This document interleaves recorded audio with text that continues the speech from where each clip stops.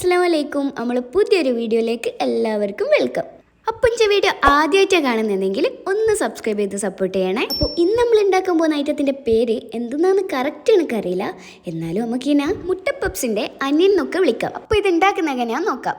ഇതിന് വേണ്ടിയിട്ട് ഞാൻ ആദ്യം ഒരു 4 മുട്ട ബോയിൽ ചെയ്യാൻ വെച്ചിട്ടുണ്ട്. അത് അവിടുന്ന് വേവുന്ന സമയം കൊണ്ട് നമുക്കിതിൻ്റെ വെജിറ്റബിൾസ് കട്ട് ചെയ്തെടുക്കാം. സോ അതിന് നമുക്ക് ഇവിടെ ഒരു 3 മീഡിയം സൈസ് ഉള്ളി എടുക്കാം. അത് നല്ലോണം ചെറുതായിട്ട് കട്ട് ചെയ്തതിന് ശേഷം നമുക്കൊരു 3-4 പച്ചമുളക് ഇതേപോലെ ചെറുതായിട്ട് കട്ട് ചെയ്തെടുക്കാം. അത് കട്ട് ചെയ്ത് മാറ്റിയതിന് ശേഷം നമുക്ക് ഒരു ചെറിയ പീസ് ഇഞ്ചി എടുത്തിട്ട് ഇതേപോലെ നല്ല ചെറുതായിട്ട് കട്ട് ചെയ്തെടുക്കാം. അതും കൂടെ കഴിഞ്ഞാൽ പിന്നെ കുറച്ച് മല്ലിച്ചപ്പും പിന്നെ കുറച്ച് കറിവേപ്പിലയും കൂടിയും ചെറുതായിട്ട് കട്ട് ചെയ്ത് മാറ്റി വെക്കാം.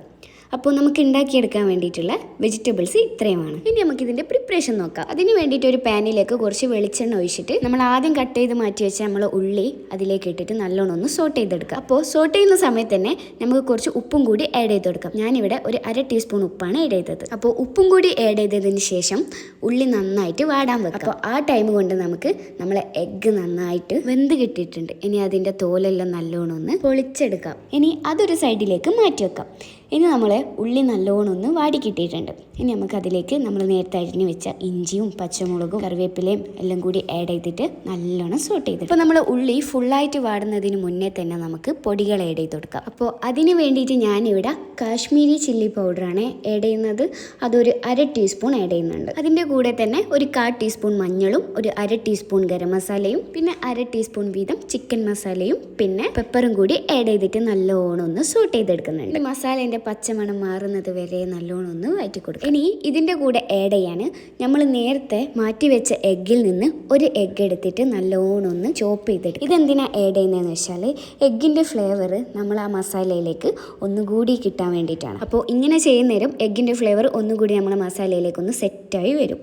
ചോപ്പ് ചെയ്ത എഗ്ഗുകളെല്ലാം മുഴുവനായിട്ട് നമുക്ക് അതിലേക്ക് ആഡ് ചെയ്ത് കൊടുക്കാം. ഇപ്പോൾ അതും കൂടി ഒന്ന് മിക്സ് ചെയ്തെടുത്താൽ മസാല റെഡി. ഇനി നമുക്കിതിൻ്റെ മാവ് കുഴച്ചെടുക്കാം. മാവിൻ്റെ പരിവം എങ്ങനെയാണെന്ന് വെച്ചാൽ നമ്മൾ ചപ്പാത്തി ഉണ്ടാക്കൂലേ അതിൻ്റെ പരിവാണ്. അതിന് മുന്നേ നമ്മളെ മസാലയിലേക്ക് മല്ലിച്ചപ്പ് ആഡ് ചെയ്യാൻ മറക്കല്ലേ. അപ്പോൾ ഞാനിവിടെ കുറച്ച് മൈദ എടുത്തിട്ട് അതിലേക്ക് ആവശ്യത്തിന് വെള്ളം ഒഴിച്ചിട്ട് നല്ലോണം കുഴച്ചെടുക്കണം. ഇനി അതൊന്ന് സെറ്റായി വന്നാൽ ഒരു ചെറിയ പീസ് എടുത്തിട്ട് ബോളാക്കിയിട്ട് നമ്മളെ മൈദയിൽ ഡിപ്പ് ചെയ്തെടുക്കണം. അപ്പോൾ ഇത് പരത്തിയെടുക്കലാണ് ഇതിൻ്റെ മെയിൻ പരിപാടി. ഇതിൻ്റെ പരിവം എങ്ങനെയാണെന്ന് വെച്ചാൽ ഒരു വലിയ സൈസ് ഭൂരി ഉണ്ടാക്കുന്ന വരും, അതായത് സ്മോൾ സൈസ് ചപ്പാത്തി. അപ്പോൾ ആ ഒരു പരുവത്തിൽ, അതായത് കുറച്ച് നൈസായിട്ട് വേണം നമ്മളിത് പരത്തിയെടുക്കാം. ഇത് പരത്തിയെടുക്കാൻ വേണ്ടിയിട്ട് ഇതൊന്ന് നൈസായി കിട്ടാൻ വേണ്ടിയിട്ടും നമുക്ക് അതിൻ്റെ മേലെ കുറച്ചുകൂടി മൈദ ആഡ് ചെയ്ത് കൊടുക്കാം. അപ്പോൾ ഏകദേശം ഈ ഒരു സൈസായിട്ട് വേണം നമുക്കിത് ആക്കിയെടുക്കാൻ വേണ്ടിയിട്ട്. ഇനി നമുക്കിതിലേക്ക് നമ്മളെ മസാല ആദ്യം വെച്ച് കൊടുക്കാം. ശേഷം നമ്മൾ നേരത്തെ മാറ്റി വെച്ച എഗ്ഗില്ലേ അതിൽ നിന്ന് അതിൻ്റെ നേർ പകുതിയാക്കിയിട്ട് ഒരു എഗ്ഗ് വെച്ച് കൊടുക്കും. ഇനി നമുക്കിത് ഫോൾഡ് ചെയ്തെടുക്കുന്നത് എങ്ങനെയാണെന്ന് നോക്കാം. ആദ്യം അതിൻ്റെ ഒരു ഭാഗം എടുത്തിട്ട് അതിൻ്റെ മേലെ ഇതേപോലെ പ്ലീറ്റ്സ് ആക്കി എടുക്കണം.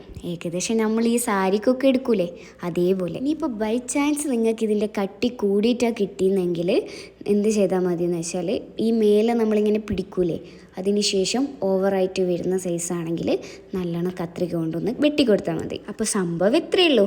എന്നിട്ട് ഇതിൻ്റെ മേലെ ഇതേപോലെ ഒന്ന് റോൾ ചെയ്തിട്ട് സെൻറ്ററിൽ ഇങ്ങനെ വെച്ച് കൊടുക്കുക. ഞാനിവിടെ ഓരോന്നോരോന്നായി സെറ്റ് ചെയ്തെടുത്ത് കഴിഞ്ഞു. ഇനി നമുക്ക് നല്ല ഓയിലിൽ ചൂടായി വരുമ്പോൾ ഓരോന്നോരോന്നായി ഇട്ടിട്ട് നല്ലോണം പൊരിച്ചെടുത്താൽ നമ്മുടെ എഗ് റെസിപ്പിയുടെ റെഡിയായി. അപ്പോൾ എഗ് റെസിപ്പി ചോദിച്ചവർക്ക് വേണ്ടിയിട്ടായിട്ട് ഞാനിത് ഡെഡിക്കേറ്റ് ചെയ്യുന്നു. ഇനി ഇതൊരു കട്ടൻ്റെ കൂടെയോ അല്ലെങ്കിൽ വീട്ടിൽ ഗസ്റ്റ് വരുമ്പോഴോ എങ്ങനെ വേണമെങ്കിലും ഉണ്ടാക്കിയെടുക്കാം. വളരെ സിമ്പിളായിട്ട് ഉണ്ടാക്കിയെടുക്കാൻ പറ്റുന്നൊരു എഗ് റെസിപ്പിയാണ് ഇത്.